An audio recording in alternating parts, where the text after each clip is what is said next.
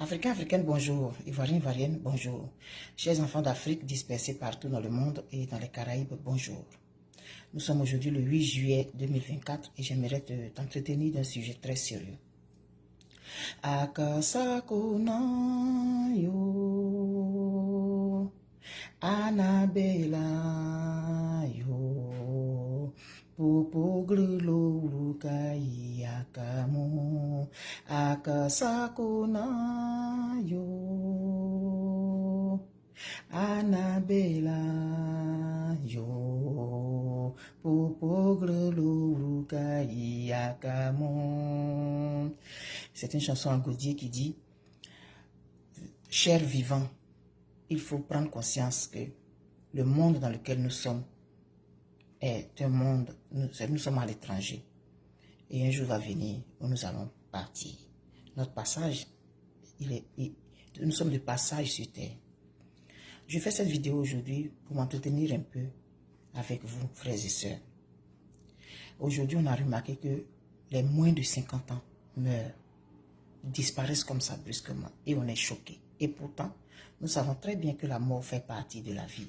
Nous savons très bien que c'est la fin de notre aventure ici. Mais c'est quelque chose qu'on n'a jamais accepté jusqu'à aujourd'hui. Jamais, jamais l'humain n'a accepté la mort. Et pourtant, elle est là. On fait des campagnes d'évangélisation, on demande aux gens de sauver leur âme, de se préparer une place au ciel. Mais est-ce qu'on prépare quelque chose pour ceux que nous allons laisser? Ceux qui meurent à 40 ans aujourd'hui de AVC, qui meurent à 50 ans, ils avaient des projets. Pour certains, ils font des présentations sur Facebook, ils font des publications et le lendemain, ils sont partis. Ça ne prévient pas. Pendant que tu es vivant et que tu es en train de préparer ton paradis, pendant que tu es en train de préparer ta place au ciel, prépare aussi l'après-toi. Parce que tu vas partir à 30 ans. Tu as 2 enfants de 4 ans, 5 ans. Tu vas partir à 40 ans, 50 ans. Tu as des enfants en bas âge. Pense à eux. Aujourd'hui, il y a plein de choses que nous découvrons, nous qui sommes sortis de la Côte d'Ivoire. On dit beaucoup de choses quand on est de l'autre côté. Oh, les Blancs, ils font ça, les Blancs, ils font ça. Mais oui, l'assurance vie, elle existe. Alors, j'aimerais t'exhorter à y penser. J'aimerais que tu viennes vers moi, s'il te plaît, pour que je puisse t'en parler. Tu peux avoir une grosse maison, tu peux avoir un bon travail, un bon salaire, une belle voiture et tout. Et à cause de ton âge, tu te dis tu as le temps. Souvent, tu n'y penses même pas. Parce que tu penses que tu vas vieillir. Tu prépares ta retraite et tout. Mais la mort, elle survient quand elle veut.